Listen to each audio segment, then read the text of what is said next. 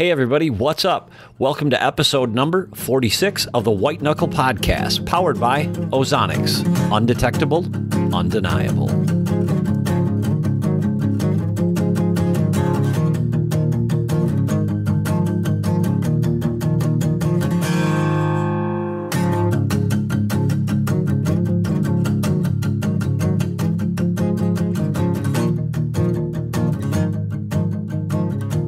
Well, hey, everybody. Welcome back to the White Knuckle Podcast. Todd is not with me tonight by design. I have on the other line via Skype Garrett Prahl from DIY Sportsman. Garrett, how's it going? It's going great. Good. Glad you could make it on the show. Big fan of the YouTube channel, and I'm enjoying the new podcast that you've got out. Yeah, appreciate that. Yeah. First of all, what prompted you to start DIY Sportsman? You know, that's a good question. I think when I first started it off, it was just my own personal YouTube channel. Mm-hmm. And at a certain point, I got enough views where it made sense to try and, brand it a little bit. And I threw around a couple different names and stuck with DIY Sportsman.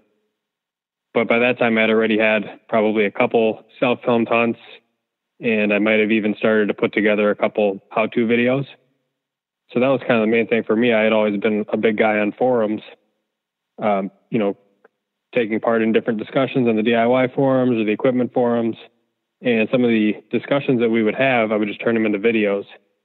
And so that's kind of where I got it started. It was primarily always about hunting or fishing, primarily about hunting. And I've seen some fishing videos, but primarily about gear and primarily about hunting. I've seen some of your, public land scouting, how-to videos. Really, you cover everything from soup to nuts, all the way from self-filming to tree stand modifications. What's your background that allows you to be so smart? Like, I watched you do your build on the modification for the fourth arrow camera arm, taking it from whatever its current physical makeup and turning it into aluminum. What's your background that allows you to have the know-how to accomplish all those things? Well, I got a degree in biomedical engineering from the U of M, and I work as a medical device engineer. So, day in and day out, I'm doing product design and development and prototyping. So that's right in my wheelhouse. I would say, yeah, exactly. Is a lot of the stuff that you come up with really out of necessity for yourself? I don't know if I'd say necessity. Desire might be a better word. Yeah. Sometimes the stuff that I can buy or I have been using will work just fine, but I might think of a way to improve it or make it better suited to my own personal needs. Mm-hmm. And that'll be kind of the spark that turns it into a project. Mm-hmm. Do you? One of the things that I wanted to ask you is, do you ever get any grief? Lone Wolf has been a partner of ours for forever, and I recently this year started public land hunting, and by the time I got all that stuff on my back, and it was just a lot of poundage. And one of the things that I did is did the rope modification that you had the video on. For the steps. Do you ever get any grief from any of the manufacturers regarding any of that stuff, or no? Surprisingly not. I've always kind of wondered if I would, because some of these modifications that I do, technically you could almost see it as the manufacturer's losing some business. But then I think on the other end of the spectrum, they're probably also gaining business just from the exposure for people that didn't already have those products to begin with. So it might be a while. Yeah, I did, I don't know, I think 6 different, I don't know, use them all, but I happen to have them all. So I just converted all my sticks into the rope mods, and when I shared camp this fall, as I was talking about before when we were off the air, with some folks from from Michigan, we talked about that, and we both we had both done it and both loved it. So, what's your you talked about you being in your wheelhouse. What's your wheelhouse in terms of hunting? What's your favorite thing to do? I'd say my bread and butter is probably public land marshes. Okay. But I'd say probably a close second would be whitetails and hill country. I think I'm a little bit more experienced in the marsh side of things. I mean, those are things that I've been doing and trying to improve since I was probably 15 years old when I really started getting into hunting. So I'd say from an experience standpoint, that's probably what I know most about, just that style of hunting and the gear that will allow me to be successful in that style of hunting. I can tell you that I really enjoy like the Western trips, going out and backpacking in like Colorado or taking a trip up to the Boundary Waters and basically just almost living off the grid for a week. But I don't have nearly as much experience doing those kind of trips as I do just hunting whitetails. Yeah. Now, you grew up in Wisconsin and certainly in marsh country over there. Is that where you learned to basically hunt in the marshes?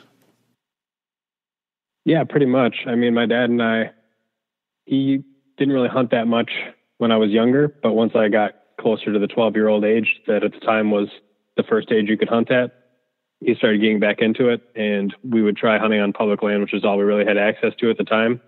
And we'd be the guys who would basically walk in on the main logging road or whatever, cut a set of tracks, and then just take our climbing tree stands and walk 50 yards off the trail and hang our stands. We didn't really know any better. We never really had anybody to show us the ropes. And it was a lot of trial and error for a couple of years. And then I eventually found what at the time was the Blood Brothers Forum, which now is split off into Next Buck and the Hunting Beast, and started to learn some of the tactics that like Dan Infalt will preach. And that made a huge impact on my hunting style. And then we started, kind of doing that in the area that we had to hunt and started getting a lot more successful. It's just kind of expanded from there. Yeah, Dan Infalt's definitely a wealth of knowledge. He had a lot to do, I would say a lot to do with my success this year on public land. It was my first year of ever hunting public land. And yeah, he's definitely a wealth of knowledge. What is it that you do in marshes that's different than most people?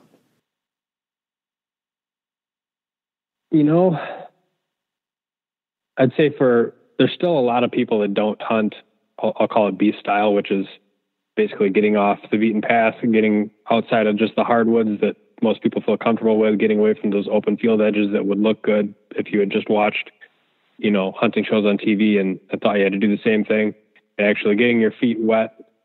There's more and more people every year that I see that are starting to adopt that kind of mobile hunting style, a little bit more hardcore style.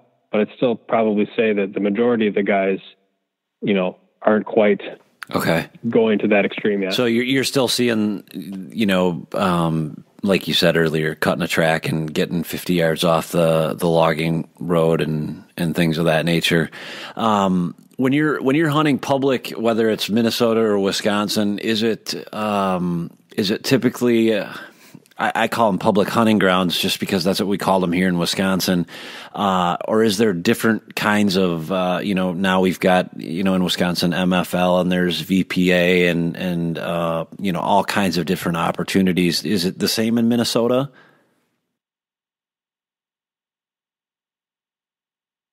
Yeah, I don't know if we have quite as many different styles or classifications as Wisconsin does, but we'll have like WMAs, wildlife management areas. We'll have state forests, national wildlife refuges. Sometimes just county land, like tax forfeited land, depending on the county, you'll be able to hunt those as well. And then there's even like a conservatory that's not too far from my house that you can actually hunt on. So maybe we do have as many styles. I'm not entirely sure. I'm not really sure either. Off the top of my head. Have you seen an influx of hunters, switching over to public? I did it this year, just on a dare from somebody that said, something smart. And I said, yeah, I'll do that. And it was a lot more work than I ever thought that it was. But now that I've done it and I'm, maybe more sensitive to it and watching what people post on social media, et cetera, do you see a lot more people doing it than ever have before, in your opinion? I don't know. It's tough to say. I mean, when I started hunting public land back when I was younger, there was a lot of people that were hunting public land, and there's still a lot of people that are hunting public land. I've probably bounced around too much to know if there's, a stark increase at any particular place, just because I might hunt one location, really focus on it 1 year, and then the next year I'm focusing 60 miles. What would it be that would change your mind, that would take you that far away?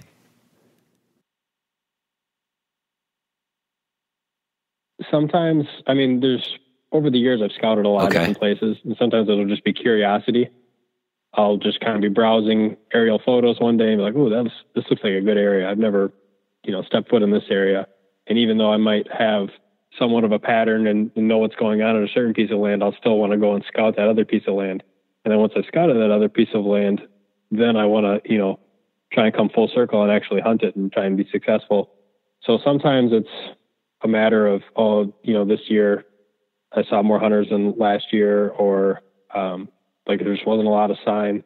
That might cause me to go as well, but a lot of times it's curiosity. I just wrote down a couple notes here, and one of them was scouting. And I was this afternoon. I had the Wisconsin gun deer season is on right now, and I've got a tag because this is one of the first years that you can actually use a bow to harvest a deer during the gun season with your gun tag.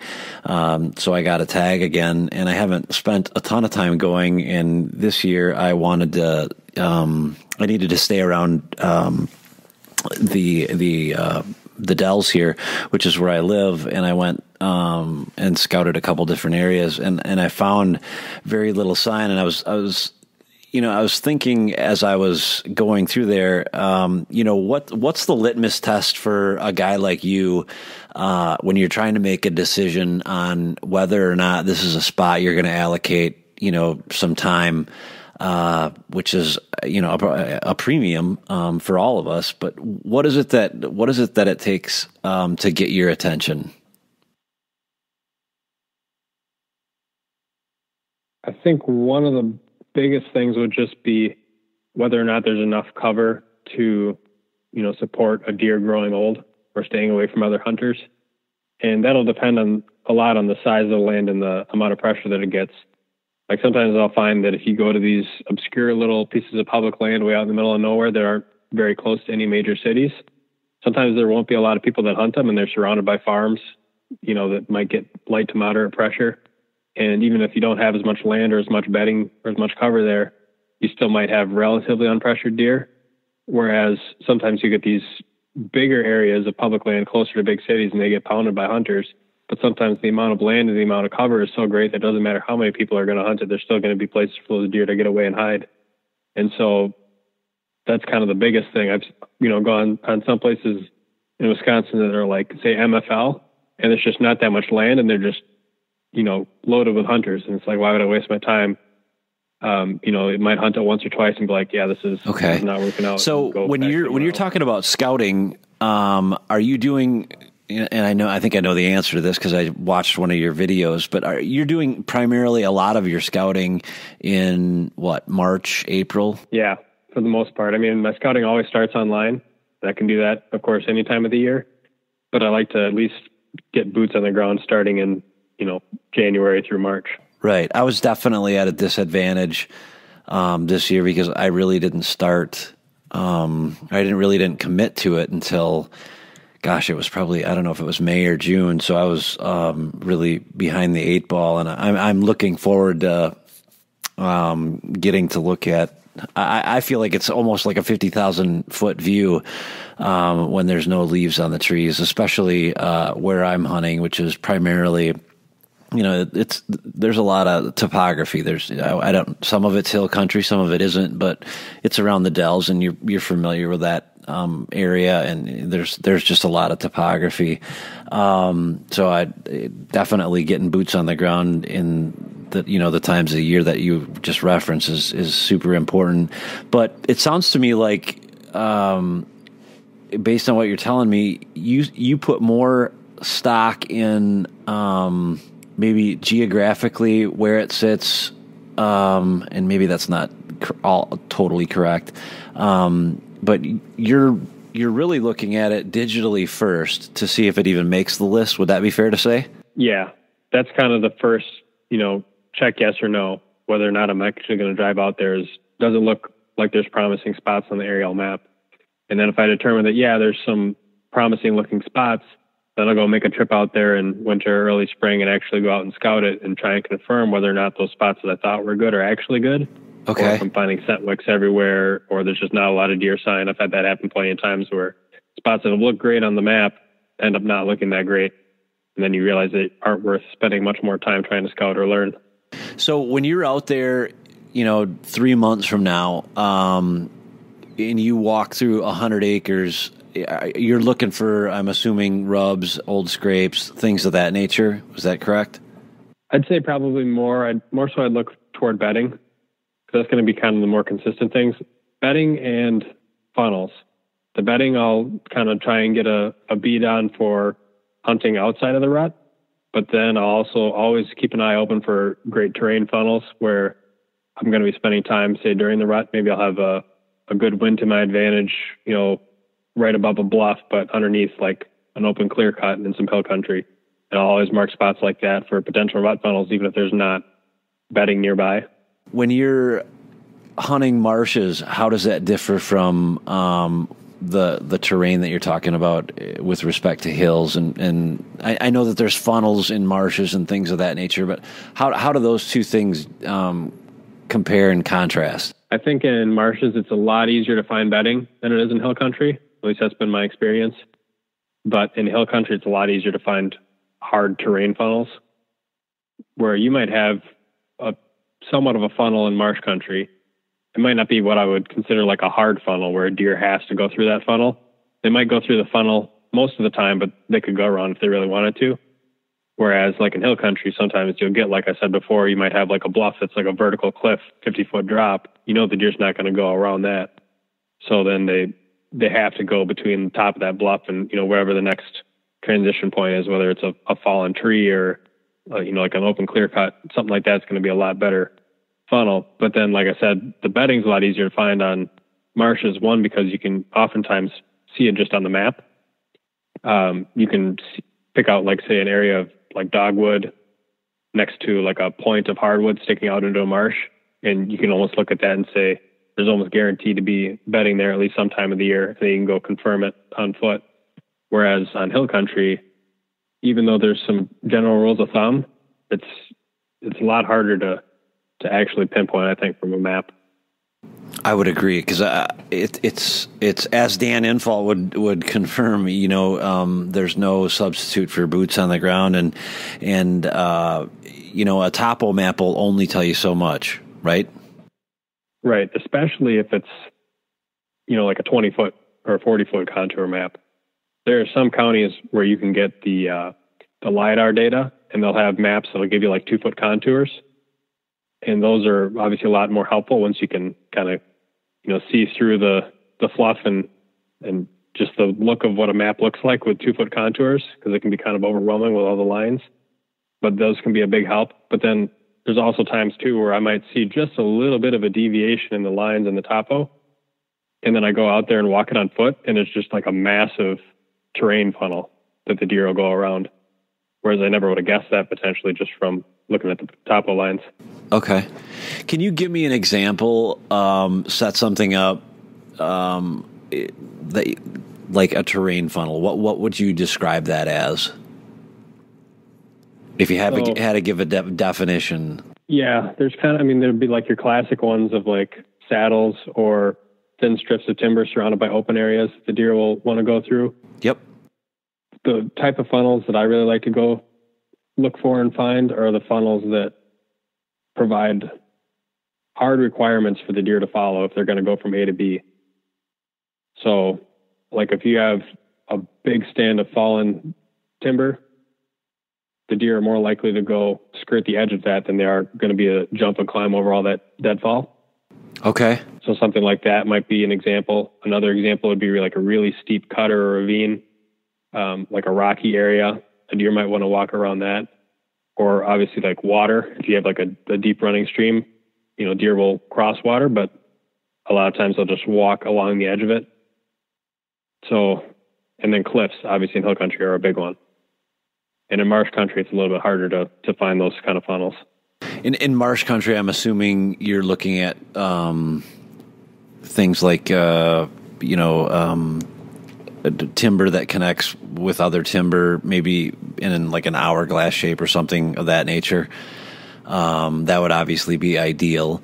Yeah, or maybe if you got say you got a big section of hardwoods, and then there's another big section of hardwoods, and they're separated by marsh, and there's one island between the two, one little island of hardwoods, and you can see like trails going from one place of hardwoods through that island and then into the other place of hardwoods. You can pretty well bet that island is going to be a good place to set up a good funnel. So let's back up for just a minute. You're starting your digital scouting. What's the first site that you go to? Once let's assume that you've geographically narrowed in on a particular spot. What's your favorite site to go to get your intel? Lately, it's been OZONICS. I've tried a few different ones over the years. CalTopo, Google Maps, Google Earth, Bing Maps, and sites like HuntStand or OZONICS will usually get their imagery from one of those other sources. But it just seems like the places that I hunt in the last couple of years, and it seems like some of those sites change. They update their imagery. All of a sudden, something that looked good a couple of years ago is a little bit harder to view, or you might get the opposite where you had something that was really hard to view a couple of years ago, and now they got really great imagery. So it can change a little bit. And a lot of times, if I look at like OZONICS and the aerial imagery just doesn't really give me the kind of detail I'm looking for, I'll check out Bing, or I'll check out, HuntStand or any other kind of, mapping source, just to see if I can get a different set of aerial images to look at. And sometimes even checking the county sites can give you a good place to look to. I'll always make sure to check those out before I'm actually done doing my digital scouting. And what is it that you're looking for on the county site that you're not going to find on OZONICS? Well, it could just be different imagery. They might get their imagery from a different source, and they might also have the LiDAR data, which will give you a lot better resolution on the topo lines. Okay.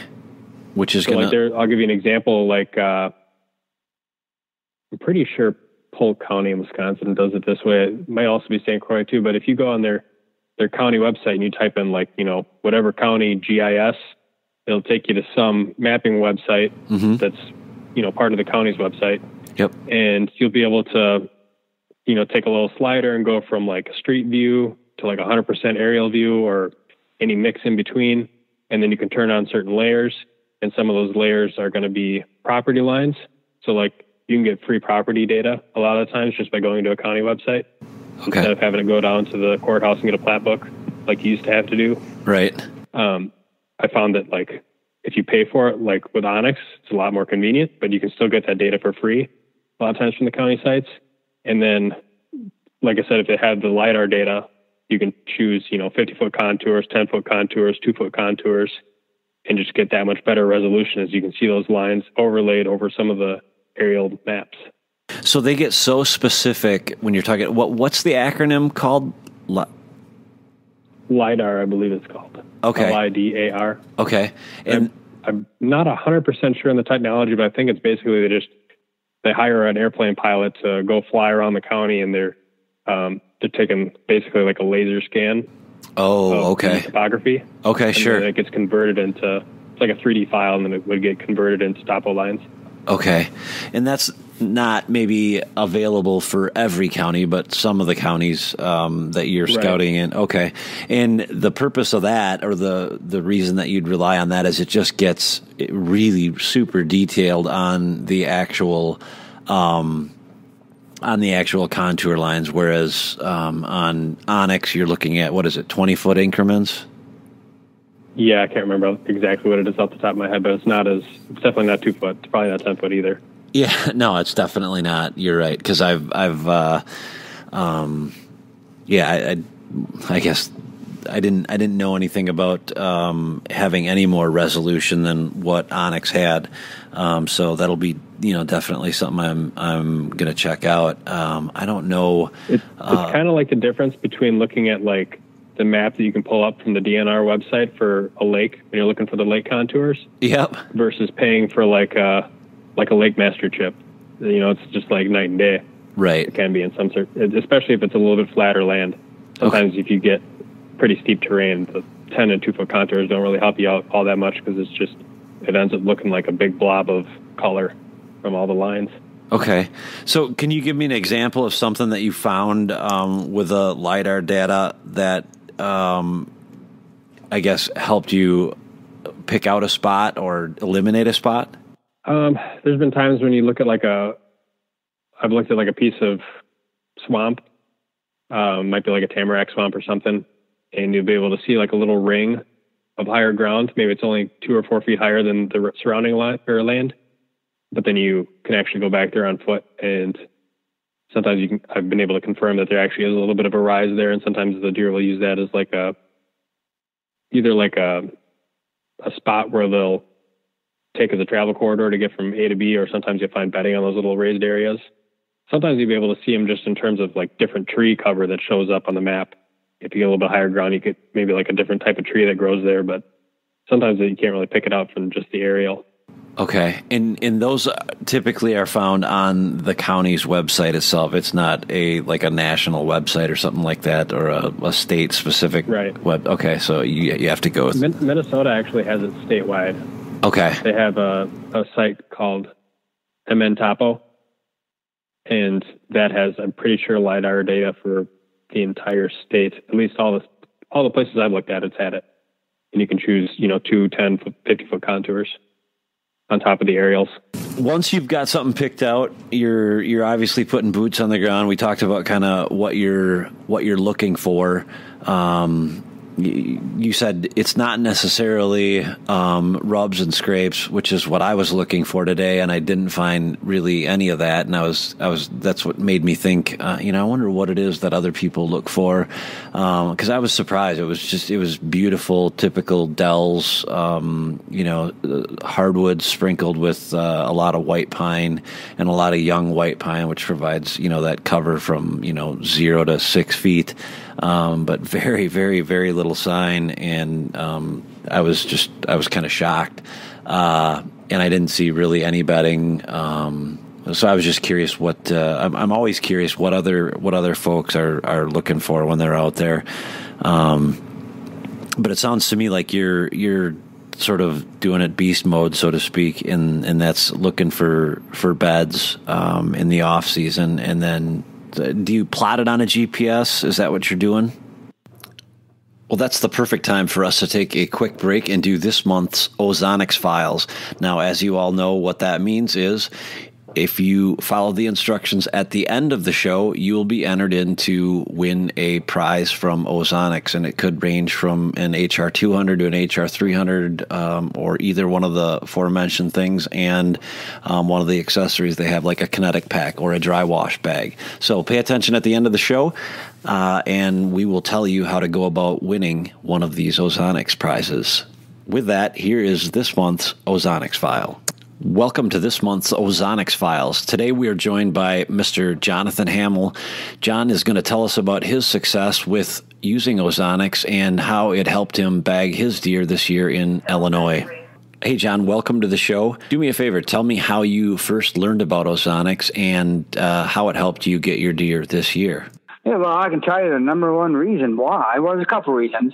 One was watching, I have most of the white knuckle production videos, and I noticed Todd was using them. And the reason I got into the white knuckle production was I still wear Predator camo a lot, and I've been wearing Predator camo since 1991. And I was at a Sportsman show, and I seen white knuckle productions there, and I seen the guys in Predator, and I'm like, wow, you don't see many guys. So I talked to Todd about it there at Harrisburg. It's probably 4 or 5 years ago. And then, so I started buying some of the videos, you know, and on the one video, he had mature bucks straight downwind, and he was using like a milkweed, you know, putting milkweed out in the wind, and it was blowing straight through these deer. And he's like, on the camera, he's like, these are mature bucks. They're 4.5, 5.5-year-old bucks straight downwind. And he said, we wouldn't be able to do this without OZONICS, you know? So I'm thinking, well, you know, and I messaged Todd some about it. And the other reason was, if you ever watch many of the other mainstream shows, which I don't watch a lot, but they all have one thing in common, you know, and that's OZONICS. Almost all of these guys are using them now that are making, and they all swear by them.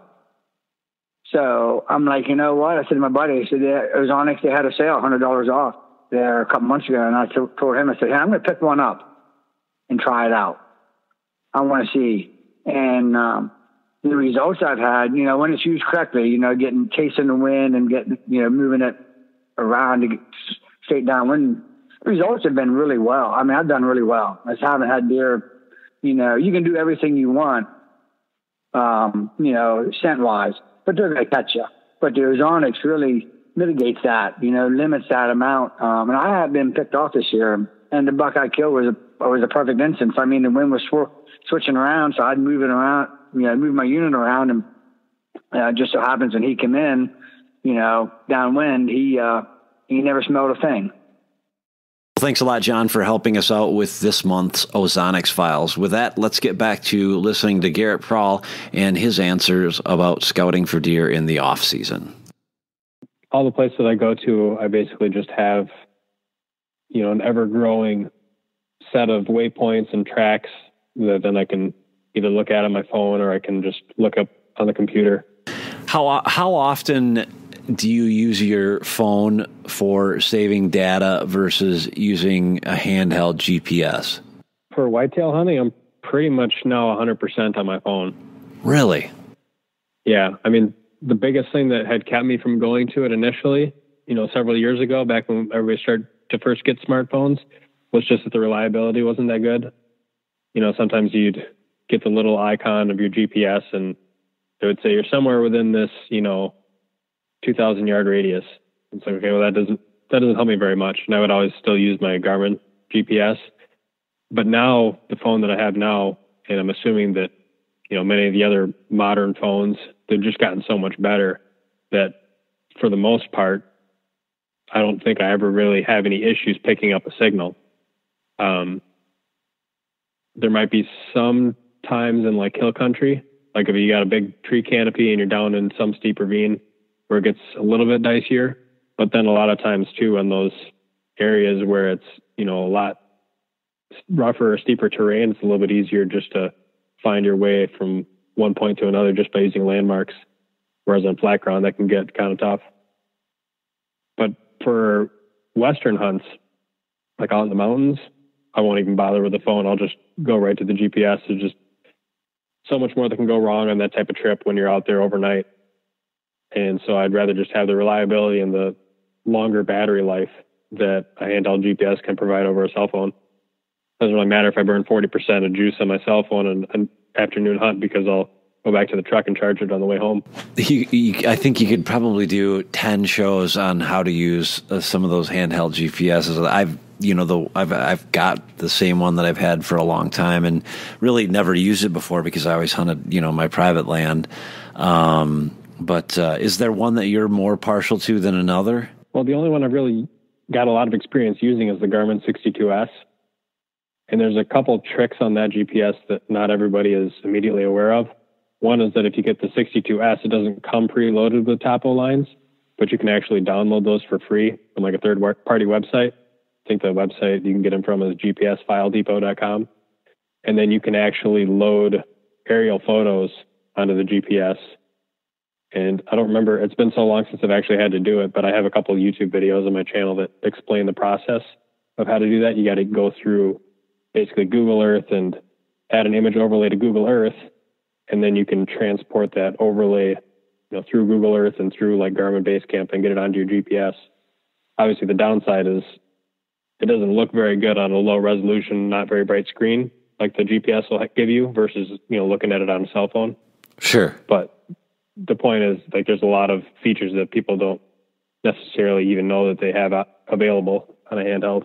And you said that was gpsfiledepot.com?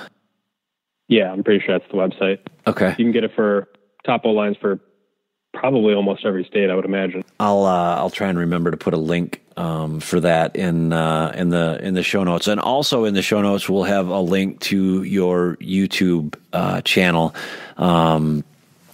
If any of you that are living under a rock haven't heard of the DIY Sportsman, you've got a pretty large database. I think it's like over 300 videos, isn't it?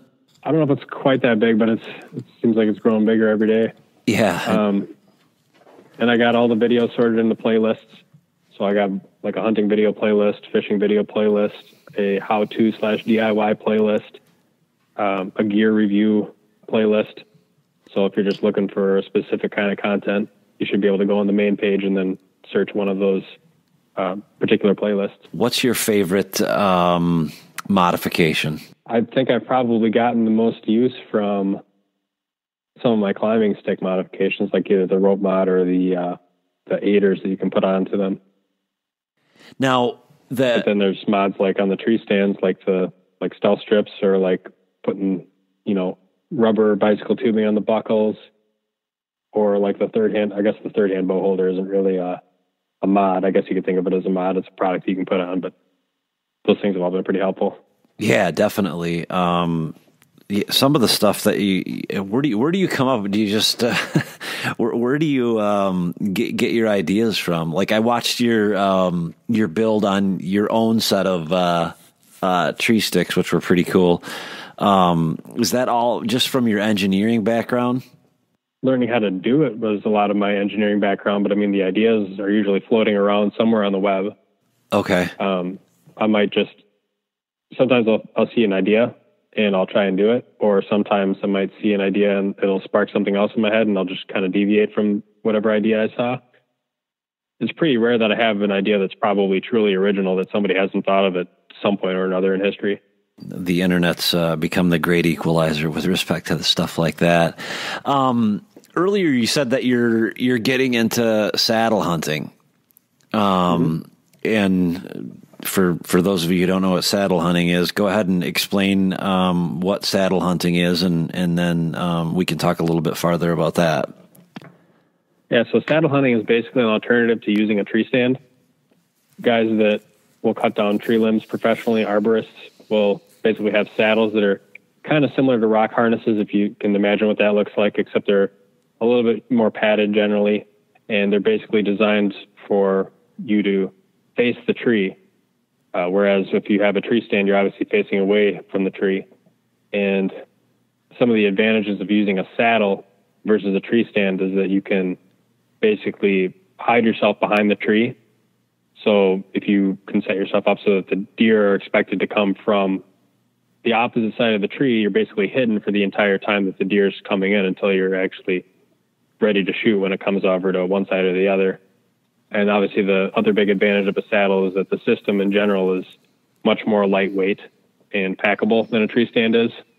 Like my Lone Wolf Assault I think I have one of the older models that's under 9 pounds with all the mods that I've done to it. And not like taking stuff off. I mean, like adding stealth strips, adding, silencing material, adding the third hand bow holder. It's still only like 9 pounds. Mm-hmm.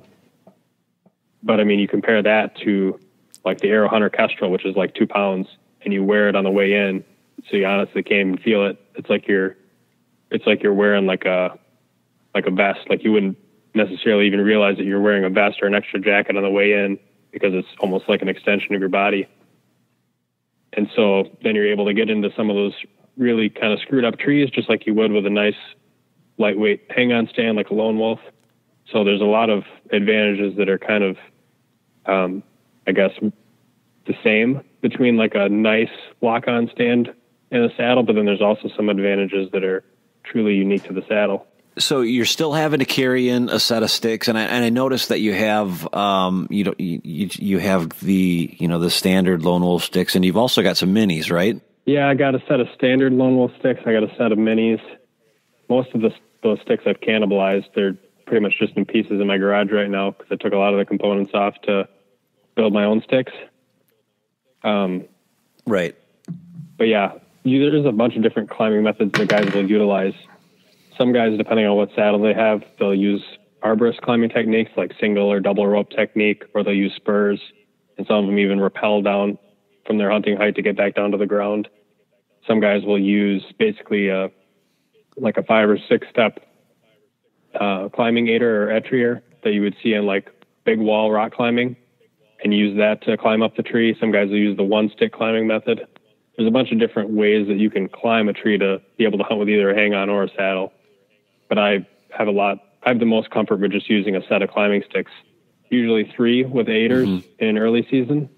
And then once it gets colder, late season, I'm wearing a lot more clothes, and I'll switch over to 4 sticks and shorten up those aiders a little bit so I have a little bit more stable surface while I'm climbing. And when you're talking about aiders, you're talking about I'm trying to think of the technical term for for lack of a better way of describing it, it's webbing, so to speak, right? Yeah, if you imagine like a webbing stirrup that you can put your foot into. And if you have just like a single stirrup, it'll just be sitting, 16, 17 inches below your bottom step. And then you can insert your boot into that, put both your hands on the climbing stick, kind of secure your weight, and then put your next step on the bottom step of the climbing stick and work your way up there. So you're basically getting an extra step out of every climbing stick, and you're able to space them further apart than you would before. So a lot of times, if you're typically using like 4 climbing sticks, you can get down to using 3 and save a little bit of weight. Okay. Some guys will just do it on the bottom stick too, because they do make your footing a little bit less stable. So there'd be some guys that do like even a 2-step aider on their bottom stick. So they can basically put that bottom stick as high as they can reach. And once they get onto that first stick, then they do the rest of their sticks like normal. I've seen your modification with the webbing, and I'm trying to think of the technical term for that webbing, but you're always using stuff that is pretty specific, because you're not screwing around with obviously falling out of a tree, so you don't want to skimp out on that equipment. That's for sure. Right, like the webbing I'll use is it's like climb spec or mil spec tubular webbing. It's like the same kind of stuff that you would see used in those industries. It's usually not like we're just taking something random that we find on the shelf at Home Depot and trying to apply it to like a climbing life-threatening potentially situation. Right, yeah, you don't want to mess around with that. I took your advice after I watched that rope modification video and went and ordered the 8mm. I don't remember the technical terms for it, but it works, and it worked all season, and I loved it. So just a word to the wise: you don't want to skimp out on any of that stuff. As I'm looking at your list of YouTube videos here, you've done it looks like you've done a gear review on a little of everything. What kind of I've got to ask, what kind of tree arm are you using these days? I'm using a 4th Arrow camera arm right now. Are you using the carbon arm, the stiff arm? I have a carbon arm, and I also have a stiff arm. Okay. And I kind of go back and forth. They both work. It seems like the stiff arm is just a little bit more stable than the carbon. I know they have a carbon arm too now, I guess, that solved a little bit of that rigidity issue with the original carbon arm. But for the most part, I can use the carbon arm, and I had used the carbon arm just fine. But if you push it, you'll get some wobble with heavier cameras, whereas with that stiff arm, it was a lot more stable just right away. So I usually will use the stiff arm, even though it's a few ounces heavier. But like I said, I think with the new Carbon Arm 2.0, I think they solved most of those issues. Right. I've got the old Carbon Arm, and there's nothing terribly wrong with it, but I just don't like the bounce in the end of it, and therefore it seems like more often than not, I always end up going with my Stiff Arm Pro. It's just, I guess, personal preference, and I guess I'm fussy with. I hate having to think about bouncing or worrying about your camera bouncing. Speaking of cameras, what kind of a camera do you use? I'm running a Sony FDR AX100. Okay. With a Rode Video Mic Pro. Okay.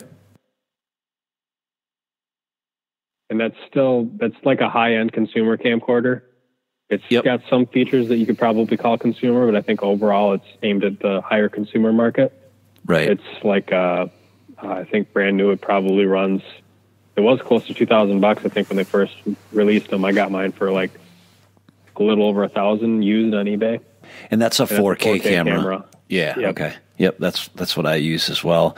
And that's definitely a welcome downgrade in terms of size compared to the NX5U that I had. So, how do you pack all your stuff in? Let's assume that you're going to take your assault hang-on and a set of sticks, and you self-video everything, correct? Or you self-film? Okay. Yeah. So tell me how you pack everything in, if you don't mind sharing those secrets. So if I got like an assault stand, I'll take the climbing sticks, and usually I'll have, so I guess right now I got stick talons on my assault. So I'll be able to put 2 sticks on each side, or if I'm using just 3 sticks, I'll put 1 on one side of the stand, 2 on the other. And then in the middle of the stand, I'll put my pack and any additional clothes that I might have depending on the weather.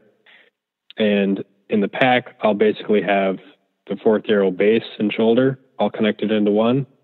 And then I'll also have the 4th arrow, the actual arm segment itself in the pack. And then I'll have my microphone in the main section of the pack as well. But then the camera itself, I'll have on one of the side pockets of my backpack. And then on the other side pocket of the backpack, I'll basically have like a drag rope or like a grunt call if it's, somewhat close during the rut.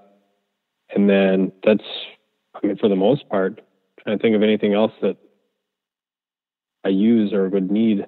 And I'm usually pretty light on what I bring into the woods. So there's probably not a whole bunch else other than that I'm forgetting. I had to learn the hard way the first few times. I must have looked like a complete idiot. I'm glad there was nobody there to watch me, because I was trying to bring, my wireless mic in, and on my AX100, I've got the shotgun mic that mounts into the shoe there on top. And I was bringing, all that in, and finally I just bought the Rode and Velcroed it to it, and that seems to work just as good as anything else.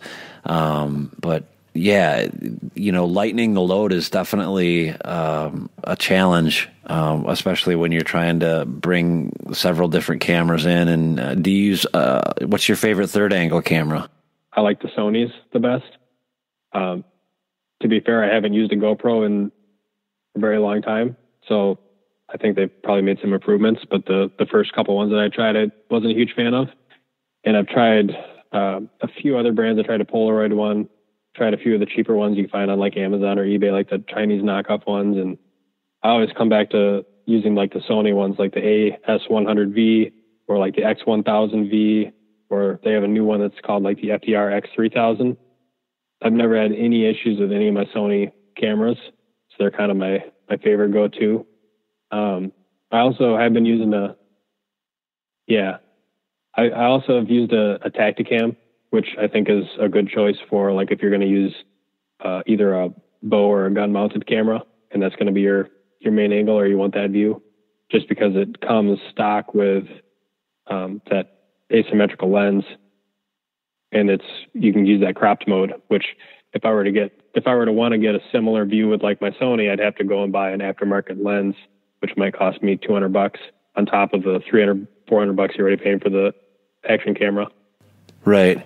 What are you mounting that second angle camera to typically? So yeah, I have a couple of custom straps that I've put together, basically a strap, and then I'll have like a mounting bracket that I'll 3D print, just because, a lot of the times it's pretty easy to get like a screw-in mount that you can attach a camera to.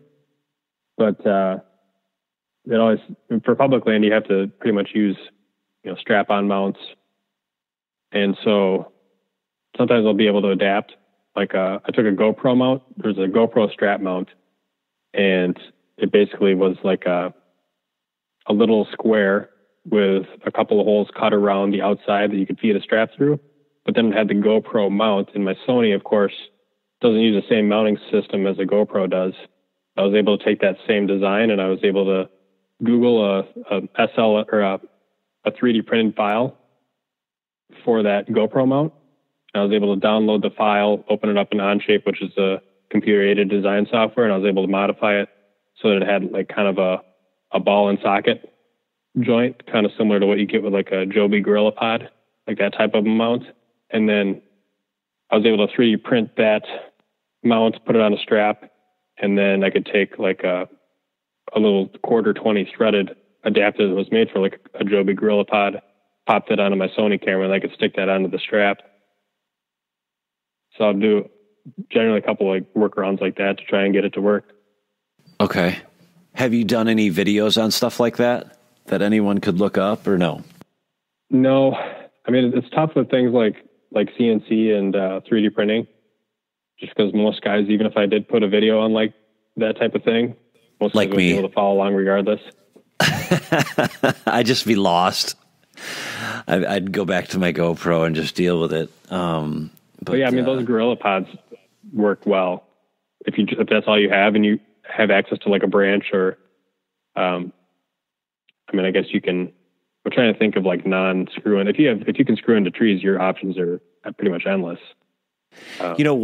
One thing that I found really useful this year is Stick and Pick does make a strap-on mount, and with that whole system, they're I can't think of what they call it, but you can so you just strap it on, and it comes with a T handle, so to speak, that comes off of what you're strapping to the tree, and that worked pretty well for a second angle camera.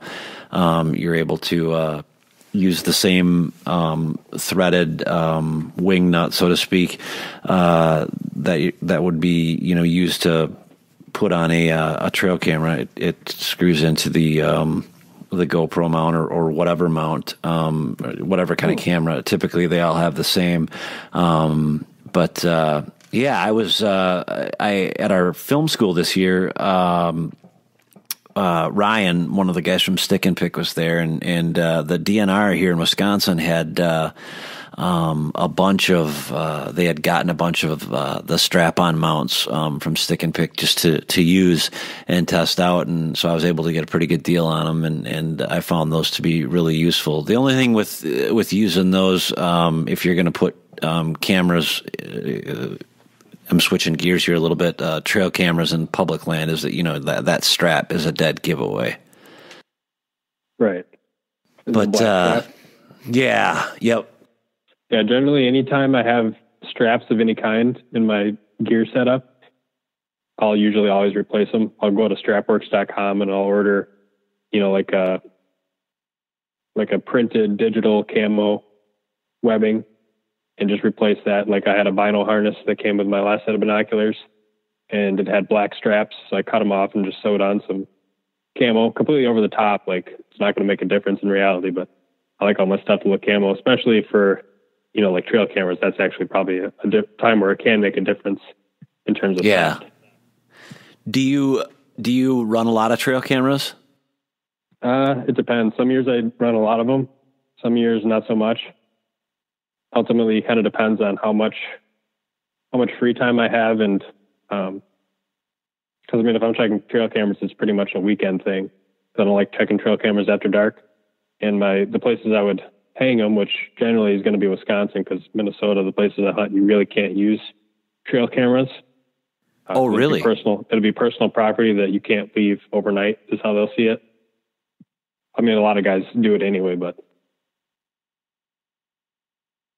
yeah, so it just depends, because it's not worth it for me to take off, a half a day at work just to go drive over in Wisconsin to check trail cameras. But yeah, during the summer months, especially when I might have, trail cameras out in like July, and I'll check them again first thing in August. Yeah, then I'll run a fair amount of them, probably between like 6 and 10. It's probably the most I'll ever run. Do you typically hunt both states? Yeah, I usually do. And this year is kind of an odd year. Whereas this year I haven't hunted Wisconsin at all. I actually haven't even bought a Wisconsin tag this year, just because I'm trying to force myself to learn a new marsh here in Minnesota.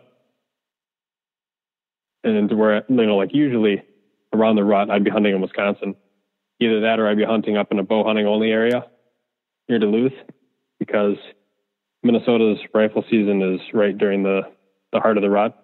So I've always kind of liked to have that time to bow hunt. But this year I broke away from that pattern and just bought a firearms tag for Minnesota, and I just hunted the same marsh every sit. Okay. Yeah, I know when we talked on Facebook, you said that you were going to try and fill your Minnesota tag before you even gave Wisconsin any attention at all. And I take it you have yet to fill that tag. Yeah, I've had some opportunities. I mean, I could have shot deer with the shotgun, but the only deer that I would have had opportunities to really kill would have been either does or yearling bucks. Saw quite a few of both. And once late season comes around, I'll have just the recurve. So it's not going to matter to me what size the deer is. And I'll probably also get a Wisconsin tag and just kind of bounce back and forth.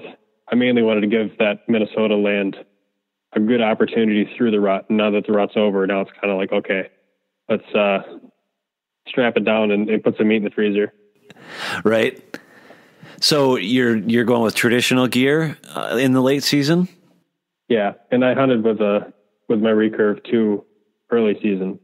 In Colorado, oh, you did? I hunted with a compound, but then every sit that I've done back here in Minnesota has been with a recurve. Okay. How did Colorado end up for you?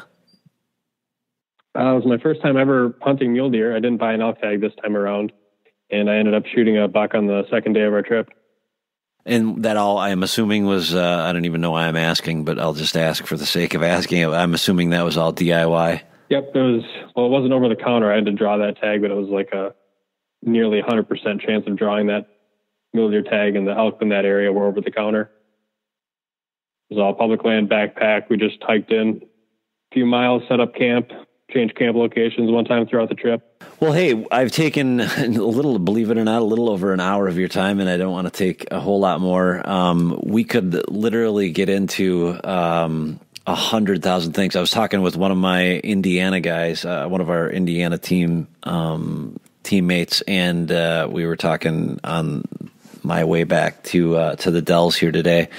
We could probably come up with 100,000 shows, but tell us a little bit about what you've got going. I know we touched on it earlier. You've got a podcast that's starting with a network. I know that Dan Johnson is involved in. Tell us a little bit about that, and then if you can, just reiterate your YouTube stuff. Yeah, so the podcast network that we're a part of is called Sportsman's Nation, and people can either find that on sportsmansnation.com or by Googling the Sportsman's Nation Podcast Network. And that network is basically a collection of a few different podcasts. One of them is our podcast, which is the DIY Sportsman Podcast. And it's hosted by both myself and one of my good friends, Bobby Boswell, who anybody who's on Archery Talk or Saddle Hunter may already know who that is. And then in addition to our podcast, there's also the Land and Legacy Podcast, the Transition Wild Podcast, and the Nine Finger Chronicles podcast. And then in addition to the podcast stuff, people can find my YouTube channel at DIY Sportsman. Just type that into the search bar on YouTube and it should pop right up. I have a website where it's just kind of a collection of all my YouTube videos in addition to some of the gear lists that I have populated in one location. And that website is DIY-sportsman.com. And then I also have a DIY Sportsman Facebook page and Instagram, DIY_sportsman. Thanks for taking the time to chat. I'm definitely a big fan. I'd love to get together again. Appreciate you taking the time to hang out with us for the evening and share a little bit of your knowledge of the woods and hopefully some folks can take a few things away from that. Well, there you have it, my interview with Garrett Prahl, the DIY sportsman. Don't forget to look him up if you haven't heard of him or are just crawling out from under a rock. His YouTube channel is just DIY Sportsman. Just put in the search bar DIY Sportsman and you're going to find a litany of things. He covers modifications to just about any kind of piece of hunting equipment. In addition to that, he'll share with you what he does for public land scouting, etc. He also does gear reviews and really just a little bit of everything. So check that out. If you have an opportunity, in the show notes, I'll have a link to his YouTube channel and also a link to a couple of the different websites where he gets his supplies from to do some of these modifications. With that, I'll get to closing out the show for today. Next week, we're going to have Mr. Don Higgins on telling us about how he was able to pull off harvesting 2 incredible whitetails in one season. Both Todd and myself are looking forward to that interview. That should be a fun one. Time for the instructions for this month's OZONICS giveaway. What I need you to do is go to the social media posting on Facebook that has our podcast in it, share it. That's all for that part. Then go to our website, www.whiteknuckleproductions.com. On the Contact Us tab in the top right corner on the home page, fill out the Contact Us form, and in the comments, put "Send me my Ozonics," just like we always ask you to do. So pretty simple. Share the podcast, go to our webpage, hit the Contact Us button, fill out the form, put "Send me my Ozonics," and you will be entered in to win. We will choose the winner the following Monday from when this originally drops, which will be Monday, November 27th. So a week from the 27th will be the 4th of December. Holy crap, it's going to be December already. That means it's going to snow and I have to clean cars. So we'll be announcing the winner on the 4th. In the past, we've had some struggles getting a winner out quickly just due to some logistical stuff. So we'll get that winner out on the 4th. If you have any questions, don't be afraid to email me. If you have a show idea, don't be afraid to email me. My email, jason@whiteknuckleproductions.com. And you know what's coming next? Of course, we need your reviews on iTunes. Please, if you would be so kind as to give us a review on iTunes. If you can give us a perfect score, that would be great. If you can't, just give us a review. That's the only way we're going to get better at what it is that we're going to do. If you want to give us a review on Stitcher, that's fine. Google Play, or on our YouTube channel, whatever the case, just give us a review. It's the only way that we're going to get better. And again, if you have an idea for a show or know of someone that you want to hear on the show, please don't be afraid to reach out to us and let either Todd or myself know. I guess that's about it for this week. Good luck with the rest of your season. We've got a little over a month left in Wisconsin, and for some of you, you got a month and a half left. So go out and have a great time. Don't forget to wear your safety harness and be safe. Jason out.